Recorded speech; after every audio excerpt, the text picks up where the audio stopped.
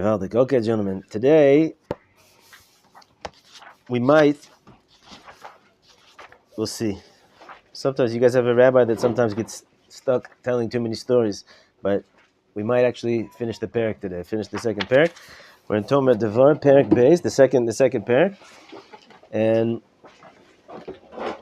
we stopped a little bit short last time because he's the Ramak is going on a little tiny bit, I wouldn't say different direction, but emphasizing a different aspect today that we haven't been talking about. And we've been speaking about, as you guys know, ad infinitum, right? That the midah of keter, and keter, which is loving kindness, compassion on an infinite level, that doesn't take anything else into account other than just giving. And that's the first emanation of Hashem's 10 sfirot of keter. And like this whole Sefer is all about, is teaching us how to emulate HaKadosh Baruch Hu, how to emulate how Hashem relates to us. And this is the ultimate, highest, most essential, closest to Hashem aspect of how Hashem relates to us. And so we've been talking about compassion, and we talked about the 13 attributes of Rachamim, and then we also spoke about different other types of midot in comparison to our face. And something that the Ramak spoke about kind of in passing a little while ago was that the midah of keter has tremendous humility. That keter is not just, meaning keter literally means the crown, right? But it's not, and so we translate in general as loving kindness or compassion, or however you want to word it, right? But all these midot are very, very expansive. They're very large. The spiritual concepts are we simplify them. We try to make them relatable because they're for us to know in order to how to emulate them.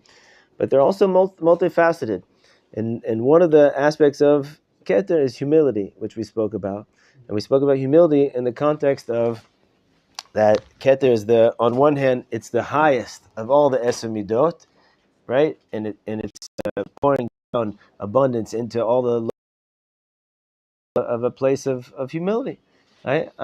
Even though I'm greater than everything else in the world, so to speak, but I'm nothing in comparison to a Kadosh Baruch Hu. And that brings us to a story about the Baal Tanya. You guys know, they still do it in the Chassidic world. They have something called Badchanus, which you can't really call it stand-up comedy. It's a form of comedy, but it's a very holy, pure form of comedy that they would do at weddings. At the end of a wedding, they would hire people. There were people that this was their skill, this was their trade in life, that they could make rhymes, and they would make them like it would be spontaneous, right? And they would just flow, and they would be mixing in all kinds of divrei Torah with the people that, like the chassid and the kala and the families and the rabbis that were involved, or whatever was there, and they would make this beautiful thing, and they would make people laugh. But it was all b'tuv tam v'das. It was all with good taste. There was no poking fun, and there was anything crude, chas v'shalom, about it. So they would actually pay people to come to weddings to do this, and it was like part of the entertainment, right? It's before they had big bands, right? That's all the entertainment we need at weddings now. So at the Baal Tanya, right, the Alter Rebbe of Chabad, at one of his weddings, meaning one of his children's weddings, so the Baal Tanya that was there, he said, you have the best Rabbi in town. You should just know it, and he makes tremendous efforts to come from so far to teach Torah. Make you feel better, refresh your mind. Amen. Amen. Stop being so happy. He's always happy learning. You should be soft. Just beat him with love. You mean big hug. Rabbi Micha has a PhD in hugs.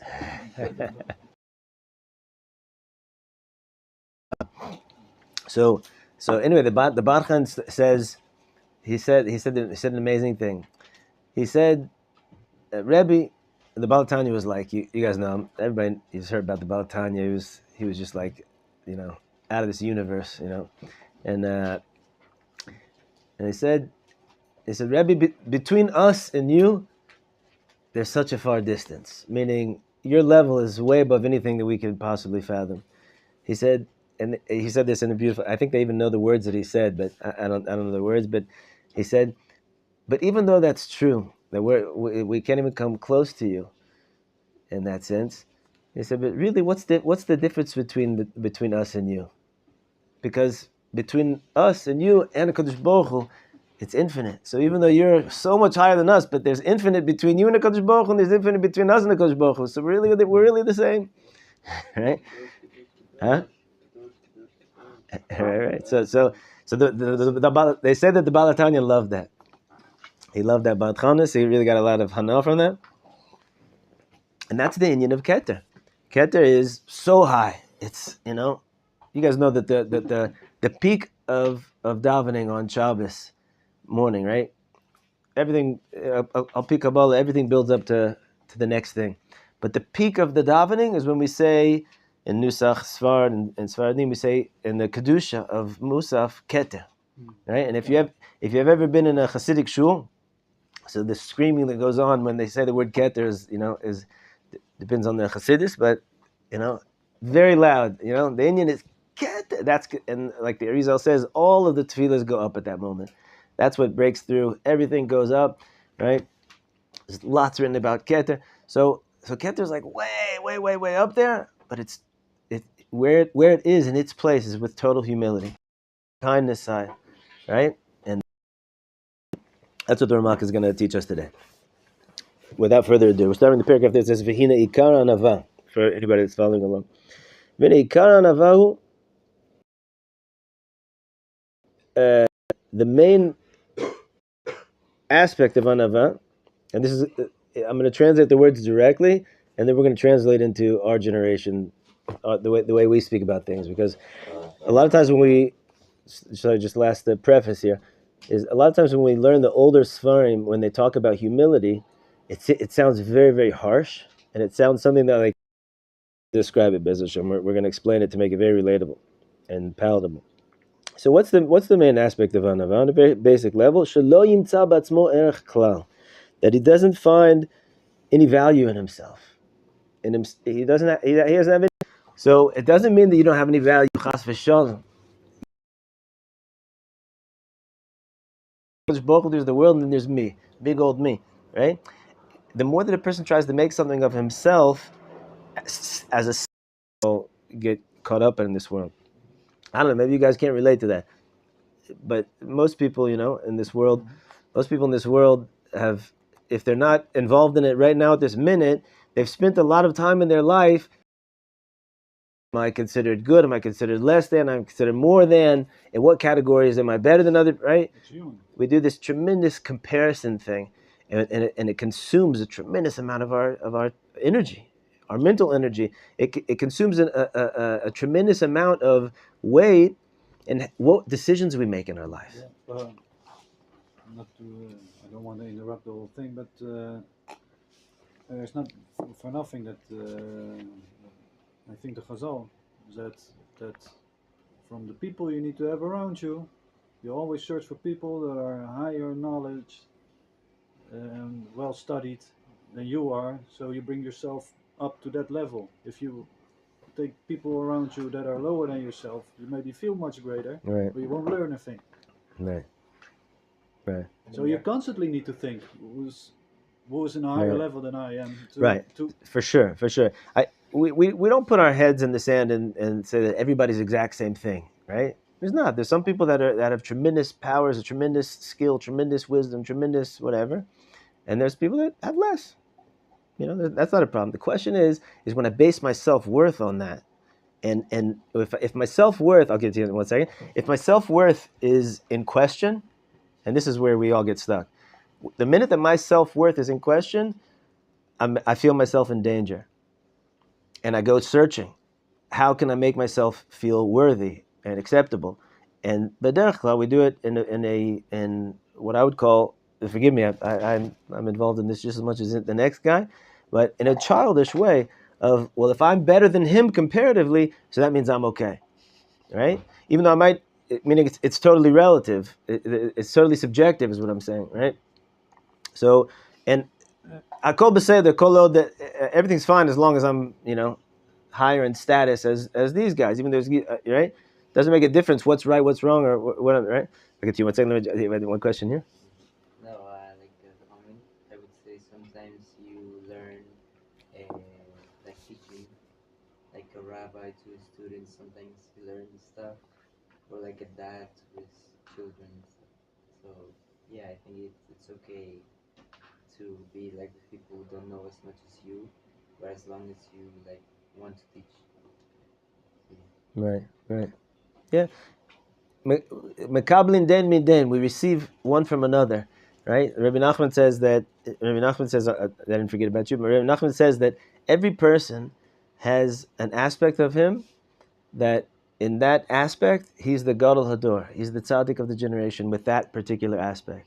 We're talking about fine nuances, right? Not everybody's like Rav Chaim Kanievsky, who's like the greatest scholar of the generation, right? But fine nuances of, right? Smile. You could be the Gadol Hador of how to smile, right? Like the Rav said, hugging, right? You know how healing sometimes these things are. It's unbelievable how people's lives can change through a tiny little thing, right? And there's certain ways to do it. There's certain tzaddikim. You guys have heard of the Rogachover? There was a great genius that lived before the war. He actually was one of the rabbis of the Lubavitch Rebbe, and they called him the Rogachover. He was originally from a city called Rogachov, and he was like this wild, just like superhuman brain of a person, unbelievable. But there's a Rebbe today that they call him, kind of in a joking way, they call him the Hugachover, because everybody that comes to the shul gives him a big hug, right? And it's a healing hug, right? So there's right. So you don't have to go be the Hugachover, but you can. But each person has something about them, and so Rebbe says, Rabbi Nachman, really, we're supposed to be receiving everybody from everybody, right? We all have an aspect that we're giving. We have what to give, and we all have an aspect that we have what to receive, right? But again, that's talking about accepting and learning from each other, but I'm talking about really the aspect of self-worth and how do I view myself and how do I define myself. That whole, so yeah. In America, there's an expression, show me your friends and I'll show you your future. Show me your friends? And I'll show you your future. Wow. What context do they use that in? When it's about your influences, that like we were saying, right? He brought up that we should be surrounding ourselves by people who are above us and not below us. We shouldn't be trying to feel good in comparison to someone lower than us. Mm-hmm. We should be trying to aspire to something better. The people that you surround yourself with, the people that you affiliate with, the people that you spend the most time with, those are whether you want them to or not, whether you see it or not, they're going to influence you the most. Right. So if you show me your friend group, I can show you your future. Right. So meaning it. Your friend group is a reflection of where you're going in life, what you're trying to do in life, right? The people you surround yourself has an effect on you. Right. Mm. Also, we just said that you can learn from anyone. So, it doesn't need to be like you said, like the Chaim Kanievsky, the greatest scholar. You surround yourself with, whoever you're surrounded with, you can learn from them something, or you can. So, in a way, even if you're not, getting scholarly knowledge from someone, there's always you can grow, no matter who you're with. Right, absolutely. It's interesting. Let's take both of those examples and show how, when it comes to a question of my self-worth and how I identify myself as either as good or bad, enough or not enough, that it doesn't really make a difference. I mean, that group. One guy could be joining a group of scholars because they're really scholarly and surrounding himself with these scholars because, right? Not that he necessarily wants to learn, but he wants to be seen as, right? That's the place of illness, of when we get ill, right? We spend so much time trying to figure it out, and here's something else that maybe you guys can relate to or not. Most people can relate to this, but most people are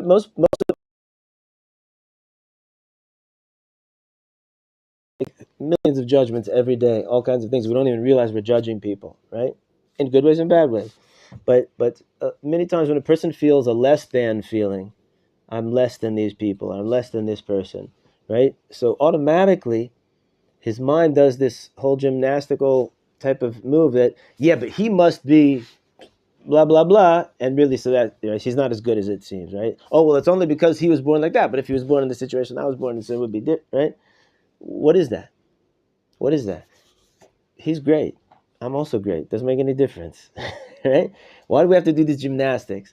The reason why we do those gymnastics is because I'm feeling threatened by his greatness because I don't feel my own self-worth at this moment. And that's something that's in doubt in my mind, right?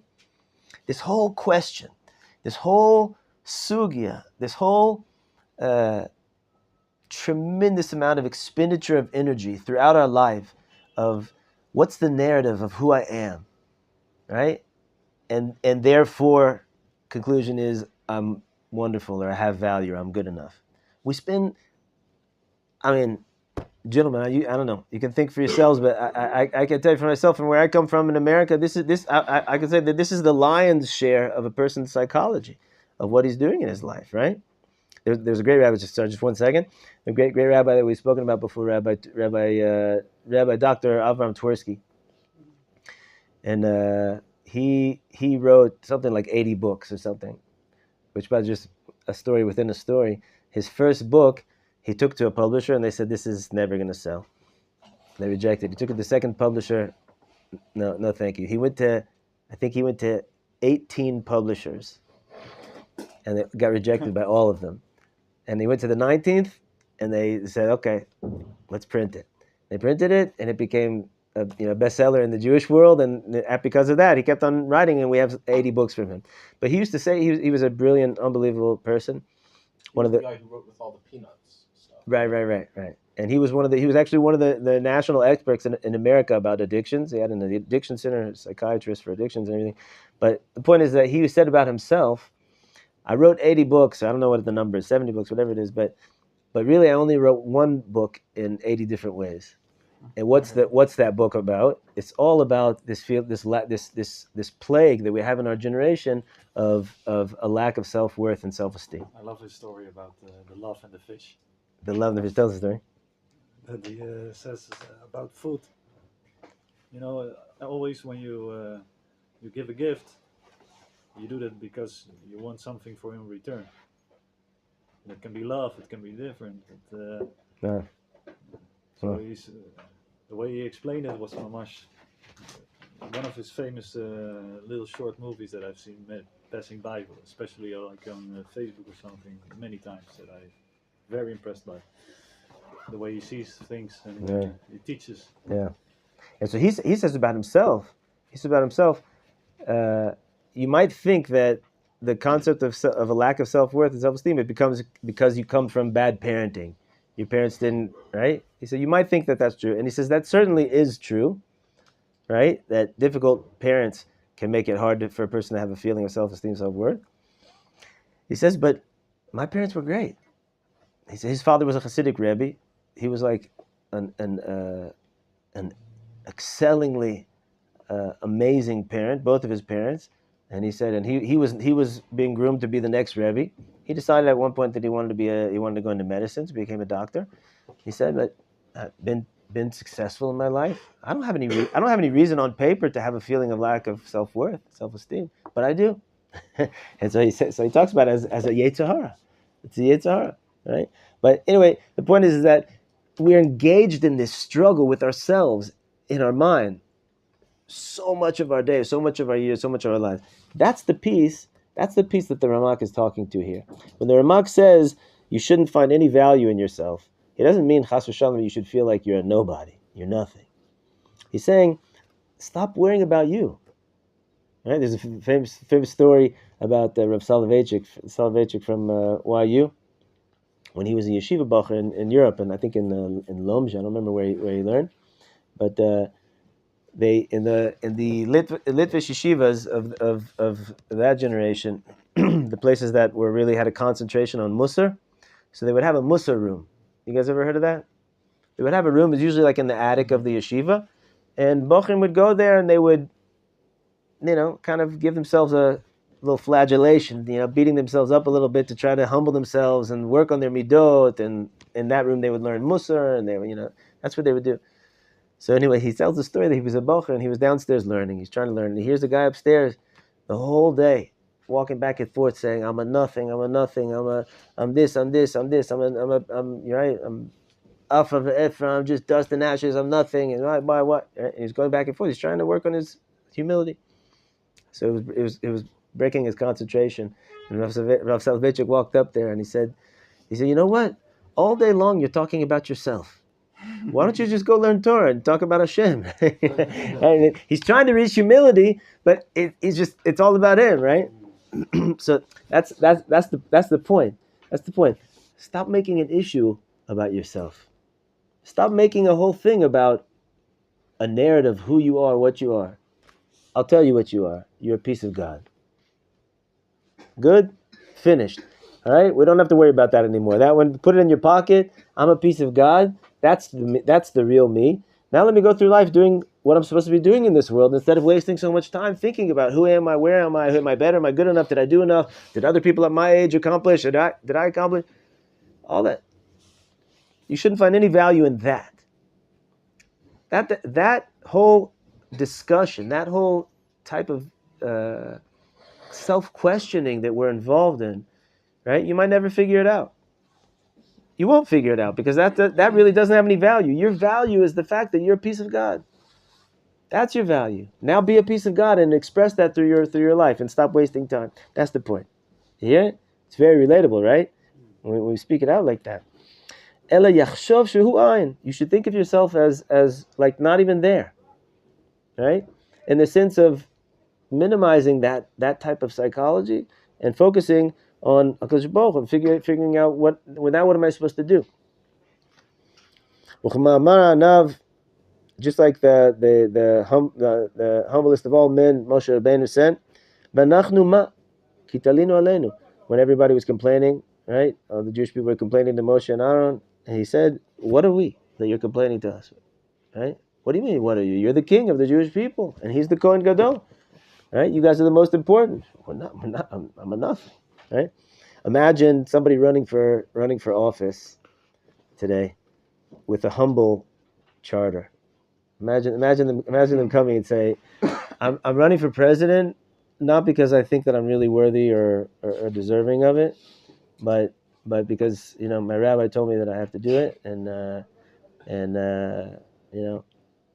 I'll tell you all the reasons why you should probably vote for the other guy, but that's what I'm doing. So I'll vote for him. Can you imagine? Right, especially today, the mudslinging that goes on in politics, right? Everybody knows that neither one of these candidates are actually right for the job, or actually good, or actually right. He's the best of all the Right, but the whole thing is just this facade and this image, right? It's so ludicrous, right? That Rav Chalap. The famous Rav Chalap, you guys know Rav Chalap. Rav Yaakov Moshe Chalap was the student friend of Rav Kook. So he had a son that went to America because they didn't have what to eat, and so he went to go become a rabbi in America, and he went to a shul.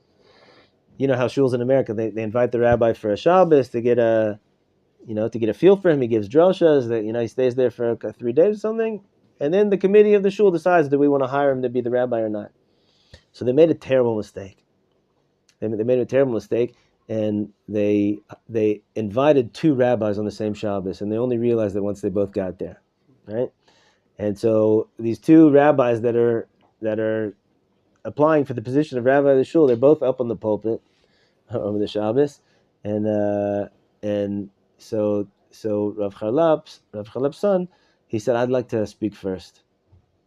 So they say, okay. So he gets up there and he says, "I want to tell you why this rabbi here should be your next rabbi."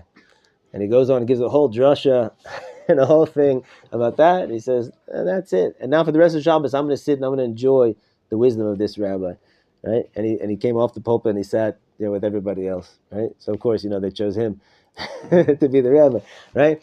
But I can't even imagine. Nachnu ma, king of the world, Moshe Rabbeinu is the most powerful man in the world. I'm a nothing. What are you talking about? I'm not even here. I'm just a conduit for HaKadosh Baruch Hu. All I want is Hashem in the world, but I'm just a simple person, right? Not even. Nachnu ma, what? What am I? He couldn't even say I'm a simple person. Ad sheyeh hu be'enav habriya shfala sheb'chol hanivraim u'bazui ma'us me'od. So to the extent that you should view yourself as like the lowest, so to speak. Now, again, when we say this in our terminology, it sounds like you're, bad, not worthy. Okay, that's not what it means. It means I'm no better than anybody else. I'm no better than anybody else, right? And the emphasis, I'll tell you, my dear friends, if we could incorporate that into our psychology, just that one piece, I'm no better and I'm no worse, right? I'm just like everybody else. That would save us a lot of pain. I am what God gave me, I am what God gave me, right? but first I work in myself and believe in Him. Beautiful. If I don't, I'm just here. Right. Yafet. So he says you should work on yourself, this self-nullification, not in the sense that you have no value and you're not part of God, but that you in yourself as an entity, as running for vice president of the United States or whatever it is, nothing. Just I'm no better than anybody else. And this guy on the street that wants to talk to me, right? He's worthy, just like I'm worthy, just like you're worthy, right? And I'm gonna listen, right? Because they say I just heard a story about you've heard of Joseph Lieberman, No. Jewish Orthodox Jew in America who was running for vice president with Al Gore, and it's a whole big thing, He's I think he wears a kippah even, I'm not sure, but he's Sometimes when he's in like Jewish crowds, he wears a kippah. right. So he was Running with Al Gore. huh? How Jewish can he be running with Al Gore? Oh. Right. So anyway, the point is that he's an outspoken Orthodox Jew. He doesn't hide it. They lost, of course, as we all know, and or for those that do know. Anyway, and the joke that they say is that when he came home that day after they found out they lost, he was running for vice president. So his wife Hadassah said to him, Yosele, don't worry. Even though you lost that, I want you to know in this house you'll always be vice president. Right? It didn't really happen, that story, but right. But anyway, the point is that right. Forget that. It's better that I lost. Now I could just be right. No better than anybody. And when you struggle, when you toil to achieve this, it takes work. It takes work. Not because we really think that we're so much better than maybe some of us do. But a lot of times because we don't think that we have value, so we're so struggling to give ourselves a sense of value. Somebody told me recently that in the business world that they work in, that a lot of the highest achievers are working from a place of a black hole inside of themselves. My survival is dependent on my being successful. The reason why I'm so wildly committed to being successful is because if I don't, so I feel like I had nothing, a gornish mit gornish, right? So it's toil to take myself out of that hole. Gentlemen, here's the world of am I better, am I less, am I not? Just forget about that. Snuff that whole world. Take myself out of that whole dilemma, right? Which takes toil. But when you do that, kol shar hamidot nigarot achareya. This is an amazing promise that the Ramak says. If you do that, if you toil for that, all good midot come from that, right? It happens. It comes for free, so to speak, right? Have you ever been around humble people? Someone who's like really humble. Yeah. It's just a pleasure, right? Yeah. I'm not talking about a person who is like depressed because they don't feel like they have any worth. I'm talking about a person who knows that they have worth, but they're humble, right? Those are the most. The Ramchal even says in the 22nd chapter of Mesilas Yesharim, says that it's just naim to be. It's pleasant to be in their presence, right? There's no one-upsmanship. There's no battle for who's the winner of this interaction, right? It's just pleasant. You're you. It's gewaldig. I'm me. It's gewaldig. Hakol b'seder. Now let's go do good stuff together, right? That's the Inyan. So all good midas come from here. She'arei keter, and that's because keter hamidah rishona asher bo shenirei atzma la'ayin lifnei matzilo. Because keter is the first midah, like we said, and it totally is self negating and nullifying before Hashem, right?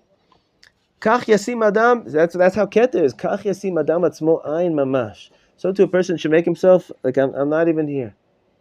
I'm not even here. I'm just a conduit for Hashem. Right? Of course I'm here, but I'm not. Right? I only want to be relating to the place of me that's here because I'm part of Hashem. Right? Liachshov hedro tov meod min hametziut. A lot of people say this about parenting.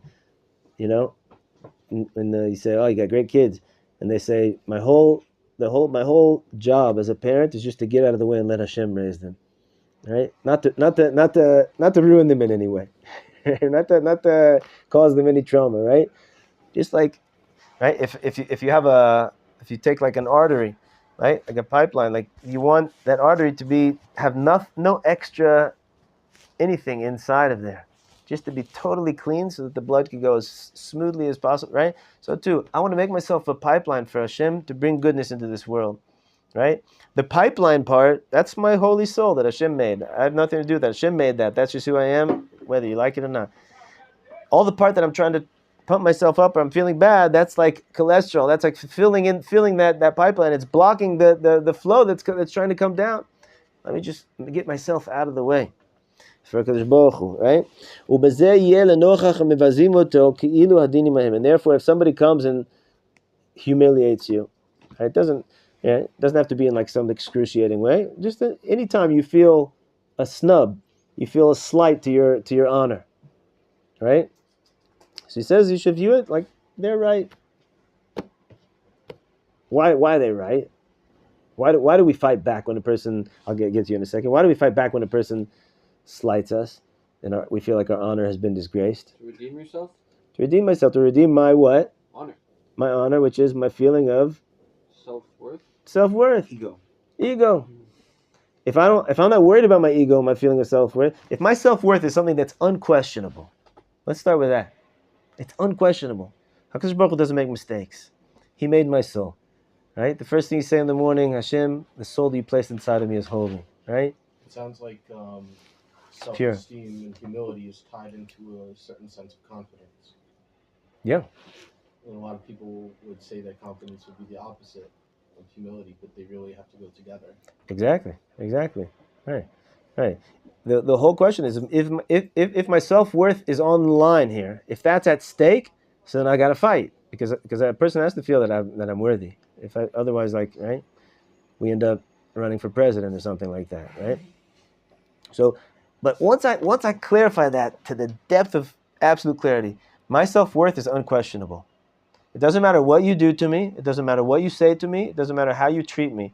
It has nothing to do with my self-worth, right? So, for instance, you did this, you did that, right?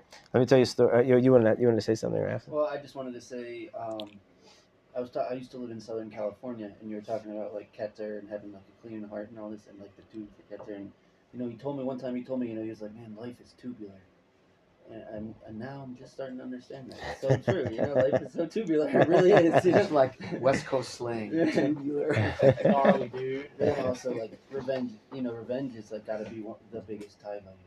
Revenge, right? Because it's almost like the most similar to redemption, right? Right. Like redemption and revenge are right, absolutely. Feeling very similar, Right. Vindication, right? Are Jews allowed to take revenge against anti-Semites? Yeah, in the right context. Was Rav Meir Kahana the right context? That's no comment about that. There's different opinions about that.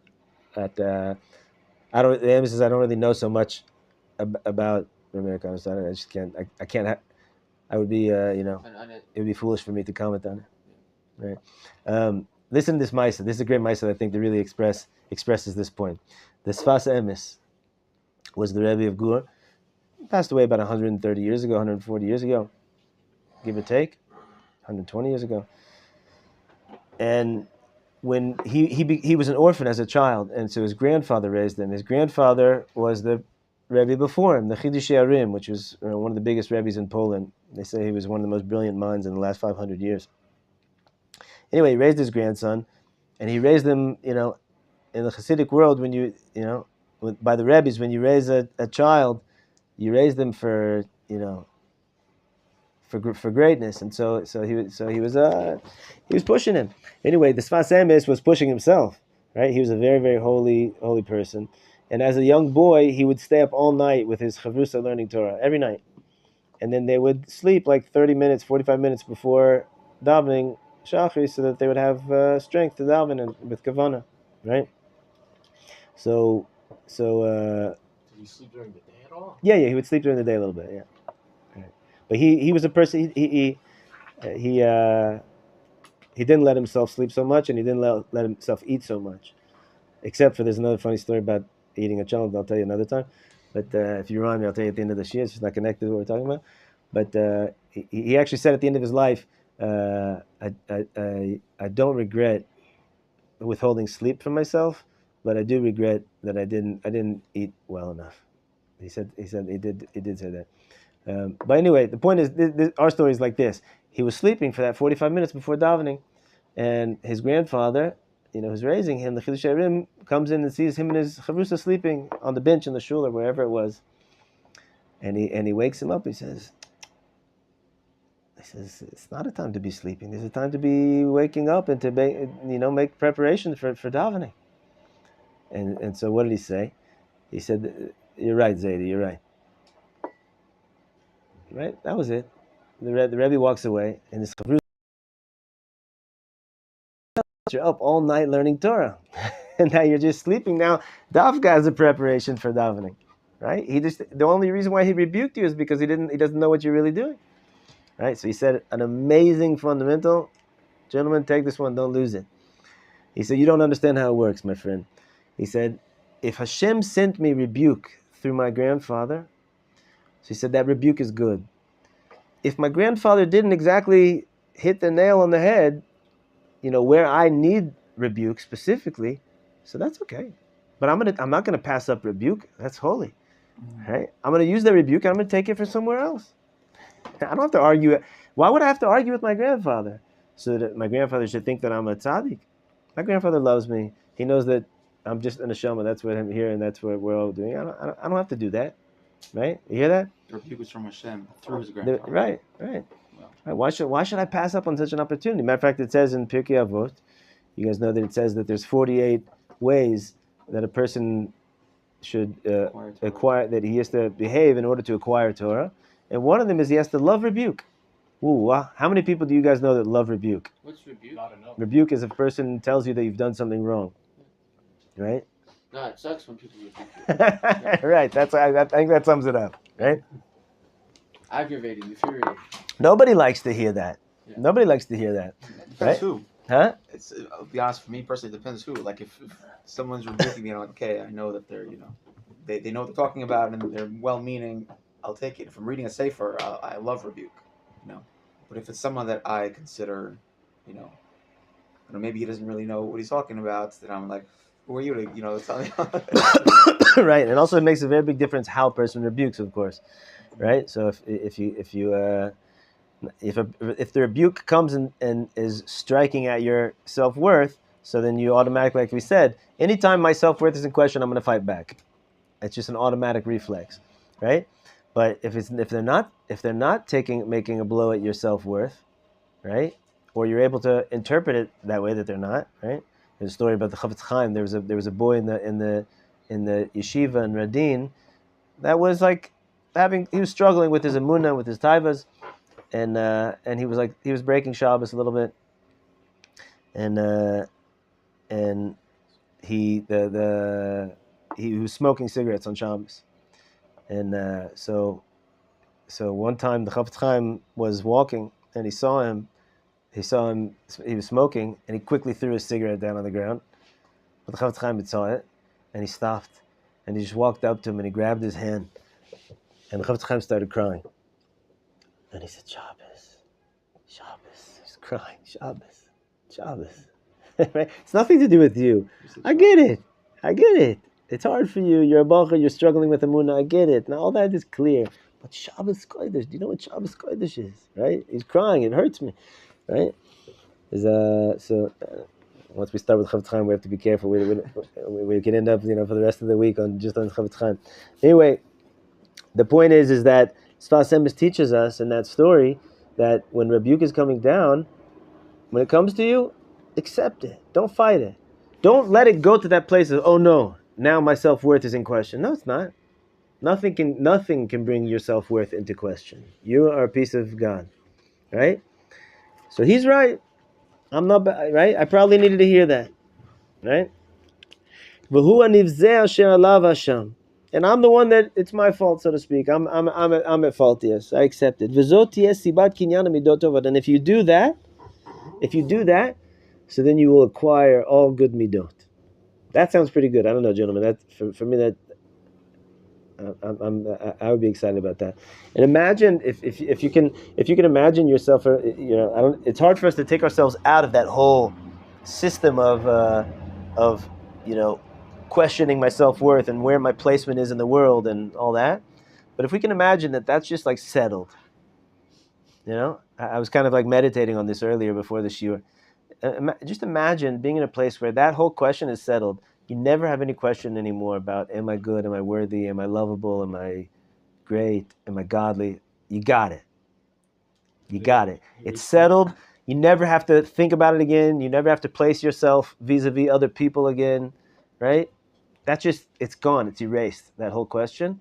And now you get to just be a person who's serving Hashem, relating to people with goodness, seeing good in the world, doing good in the world. Doesn't that sound like Gan Eden? Right? It's such a pleasure. So the wonderful thing about that is that that's the truth. That's the reality, right? Somehow we got a message somewhere, whether it's coming from the Yetzer Hara, whether it came from our parents, whether it came from TV or Hollywood, wherever it came from, doesn't matter. We got this misperception of that I have to earn my self-worth, right? No. I have a lot of things I have to do in this world. I only have 120 years. It goes very, very fast. I have a lot of things I want to do, right? Good things. But one of them is not to establish that I have self-worth. I don't need to do that. It's done. Right? These words that we're talking right now are healing words. Right? If we could bring this into our mentality, even a drop, even just 2 steps closer to this is healing. Right? And that's when all the Sefarim are talking about humility, this is what they're talking about. Right? We shouldn't make any mistakes that they're saying go beat yourself up and be in the attic saying I'm a this, I'm a that, I'm a this, I'm a that. You don't exist. Hashem exists and you're just a piece of Hashem. Now go do it. Right? Okay. Bani Matzati, we still have a little bit of time. You guys still good? Yeah. Bani Matzati says the Ramak, I found a trufa, I found a medicine. Lahagil adam atzmo b'dvarim elu me'at me'at. A way, I found a form of treatment, of medicine, that we can heal ourselves in this matter, slowly but surely. Efshar shitzapeh ba micholi haga'ava v'yikanes b'sharei hanava. Through this medicine that he's about to teach us, it's possible for a person to heal himself from the illness of haughtiness, of pride, of ga'ava, v'yikanes b'sharei hanava, and he can enter into the gates of humility. Right? We want it, right? In pill form. We'll take one every morning. He says, he says, and this is like a bandage or dressing that's made of three different herbs. And these are them. Harishona. Right? That's just his poetic way of saying, right, different behaviors that we're going to talk about.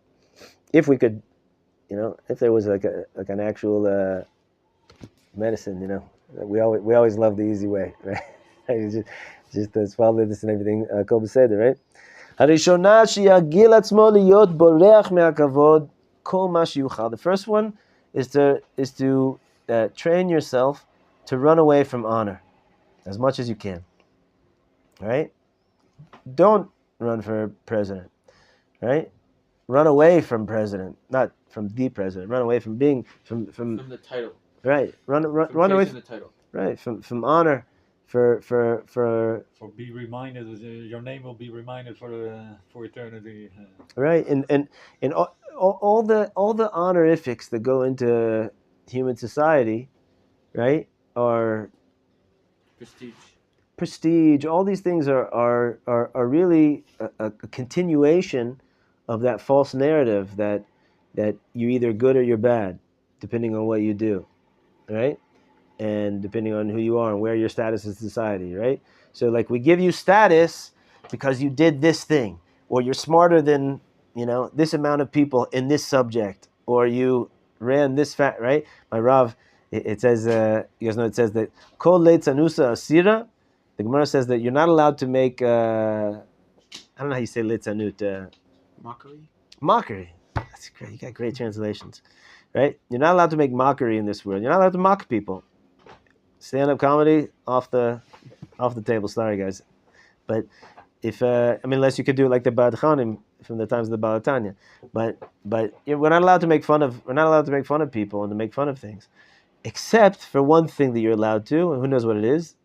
Kol leitzanusa asura el avodah zara. Leitzanusa avodah. You're allowed to make fun of avodah zara. What's the people who desecrate Hashem's name? That idol worship. So people who worship idols we can mock. You can mock, you can mock what they do. You can mock what Mock So- the idols themselves. Yeah. Like, oh, Yonavi did. So Like like hard all crime. people following Christianity and Islam we can mock because they're worshiping. Islam is debatable. Right. Well, Oh. they're worshiping idols. They worship Hashem. Muhammad. They don't worship Muhammad. Right. Yes, they do. So the Rishonim have a lot of discussion about that, and there's even Christianity is a question among the Rishonim. There's a machlokas between the Rambam and the Balei Tosfos, but I would say better to stay away from it. Doesn't mean you have to mock it. Which means that's the only kind that you're allowed to. But so you want to say something? Yeah, I have a question. In America, there's a lot of very disturbing things going on under the title of being politically correct. Things that they're doing to children, things that they're teaching in the schools, things they're encouraging people to do to their bodies, the ways that they're encouraging people to behave.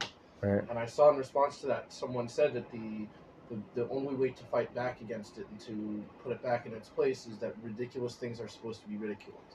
Do those things constitute avodah zarah?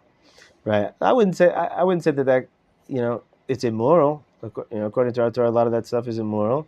But I don't know if we put it in the category of avodah zarah. I would say let America do their own stupid things. Let them burn themselves to the ground? Yeah, we care about Israel. We don't care about The America. problem is there are a lot of Jews who get caught up in Yeah. It's problematic. It's problematic. Let's say that's a big subject. It's still a prophecy, from Yesha, but there will come a time that everything that's good will be seen as bad, and everything that's bad will be seen as good. Right. So it's only, in my eyes, a good thing that it's happening because another prophecy will be fulfilled. Right. Yeah, let them fall. Let America fall. We focus on improving Right. Israel. What about the Well, Jews? Yeah, no. In general, we want to have compassion for everybody. We don't have to go out of our way necessarily for everybody, but we we feel bad when the world is falling into mistakes and falling into illnesses and all kinds of stuff. But let's go back to what I was saying. The only reason why I really said that Gemara is that there's not so many people that do that. A lot of us fall into making mockery of all kinds of things, right? But my Rav, Shlita Rav Nachum Chaim, he's a person who he doesn't just joke. He doesn't right. But the only time that he does is when he's kind of like making mockery of this type of thing of some of the things that the world does to show self-value and self-worth. It's worshiping the self. Avodah zarah, idol worship is essentially, not for now, again, this is not a big subject, but it's really the worship of the self. That's exactly what it is. But anyway, the point is that when he would make fun of these things in Shir, and when he would, because he's such a deep and serious person, when he would laugh, it would just kill you. You would just like fall off your chair. Like, it was just like, it was such pure laughter. But anyway, the point, but he would talk about, like in the Olympics, how a guy takes a metal ball and he throws it. And there's 50 million people in the world that are watching it, right? And he throws the metal ball and it got like a millimeter past where the last guy got it. And everybody's going crazy, and he wins $1 million, and he's the biggest star. He's on the cover of Sports Illustrated, or he threw a stick, right? Or he jumped over a stick, right? So we're so used to it, we don't see how ridiculous it is, right? Are you serious that your self-worth in life comes because you know how to jump over a stick more than the other guys know how to jump over a stick? And you spend 7 years training yourself to jump over a stick, right? It's ludicrous, right? It's sad. It's sad, right? So anytime there's any kind of honorifics in this world, this is the point. Anytime there's any type of honor in this world, you're entering into that world of, is my self-worth something that's inherent, or is it in question, right? So the point that the Ramak is saying here, run away from it. Run away from all that. They want to give you an honor at work.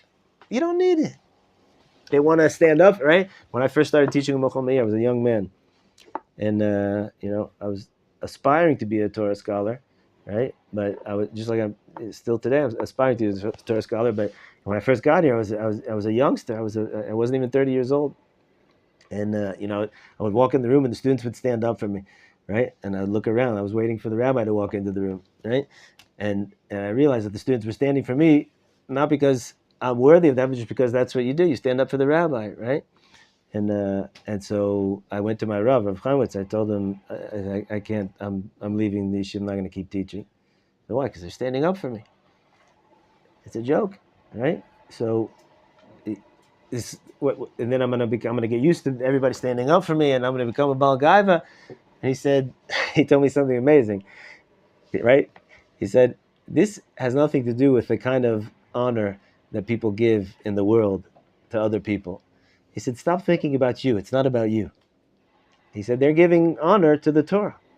And you have to let them do it because you're trying to educate these boys to how a Torah Jew is supposed to live. It has nothing to do with you. Stop thinking about you. It's not about you, Bichlal. Right? So there are certain situations like that where it's appropriate, right? But in any other kind of situation, to run away from the honor, right? If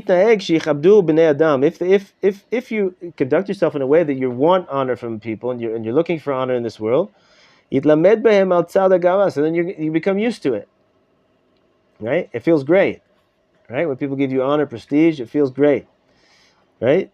You become used to it. You become addicted to it, right? And then everybody knows, what is it? What do they say? Power corrupts. Absolute power corrupts absolutely, right? Because like once you get a taste of that, I had a friend used to say, imagine like a football player and or a basketball player. It doesn't make a difference, At age 35, he retires, right? 35 is the prime of your life. You're just getting started. He's retired, right? Nothing that he can do, unless he becomes president, I don't know. Nothing that he could do will ever compare to the level of glory and honor that he was receiving, right? He has all the money that he needs, and money's not a question anymore, right? Actually, a lot of these guys go bankrupt. Oh, they go bankrupt. Oh, so let's say the guy that does it, right? So it's like downhill from there, right? I don't know what their psychology is. I've never seen anything about the psychology of retired athletes, professional athletes. I don't know, but imagine there's a struggle there. A lot of suicide and depression. Is there? Yeah. Wow. So I can imagine, right? Because you become used to it. How can I have less than that now, right? To be able to. You have even people that are already past 70 that they still want to do their part in this world. Otherwise, they don't feel that they're necessary or attribute. Right. They go do some volunteer work or just to have the feeling that they're still part of this world instead of just sitting back and watching the world changing. Right. Bruce Springsteen. You guys ever heard Bruce Springsteen? One of the most famous, right? Rock and roll guys, and he worked. But one of the therapists that's my teachers, he's publicly a client of this therapist. His name is Terry Real, and he says that even though when he was in his 30s, he was like the most popular musician in the world, at that time probably, and he was successful, wildly successful in every way, he still had this creeping feeling of I'm not good enough, right? I'm still not, right? So I think he healed from that, but right. Point is run away from it, because even once you get used to it, you can't deal without it. It becomes an elixir, it becomes a drug. So if you're not running away, if you don't make it your the way you conduct yourself, that you run away from honor, then you're automatically going to be going towards it, and it's going to be very hard to peel yourself away from that. Right? What do you guys say? One more? Yeah. One. Can we do the two things that you mentioned, or just the first one? This is the first one. There's three. There's three here in this healing dressing. The first one is run away from honor. The second one, hashniya sheyagil machshavto lirot bevizyono.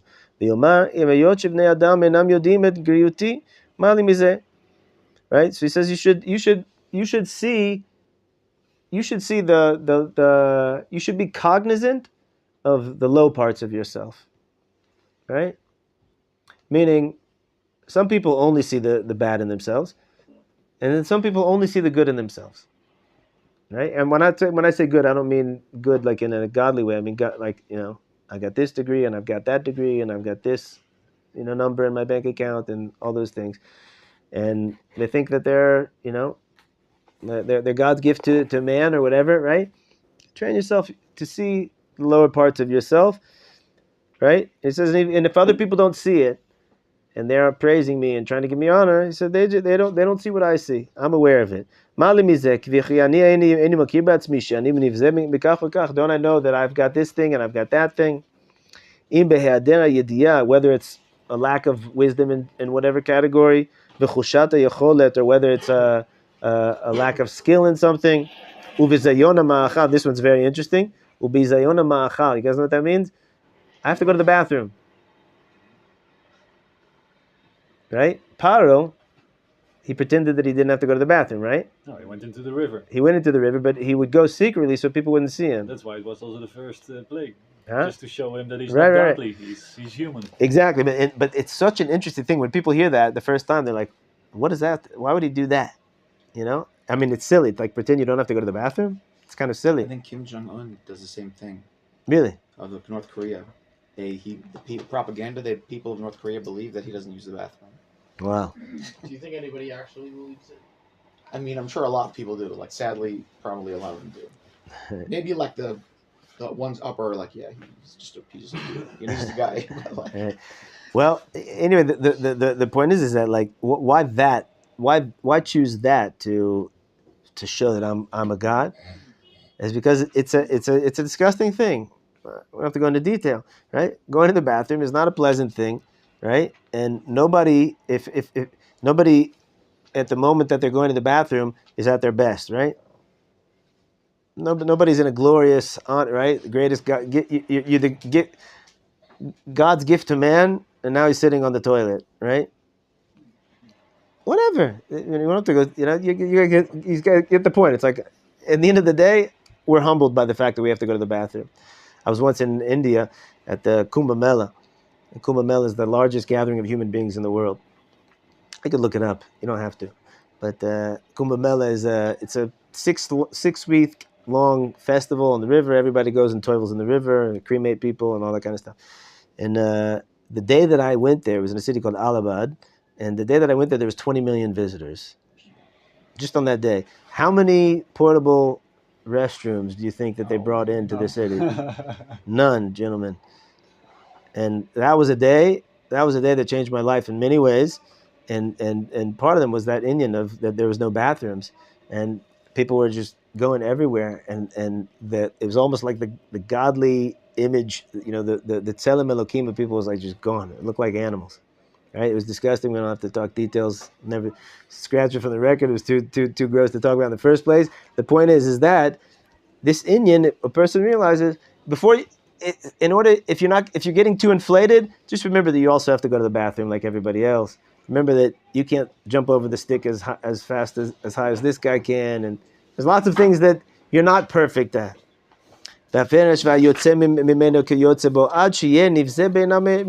all this is to bring a person to a place of hachna'ah, of humility. Just remember that, like, right? We get humbled in life, gentlemen, even if we're not trying to, right? Everybody hits a wall. If you're basing your whole self-worth on success, right, of the ability to be better than other people in something, you will always find one area. You're always going to hit a wall where there's somebody better than you, right? In something, you can't be the best at everything. And so, what happens at that point? If a person has to be better than everybody else, right? So, right. Remember in 2008 when there was a stock market blip, and there were suicides.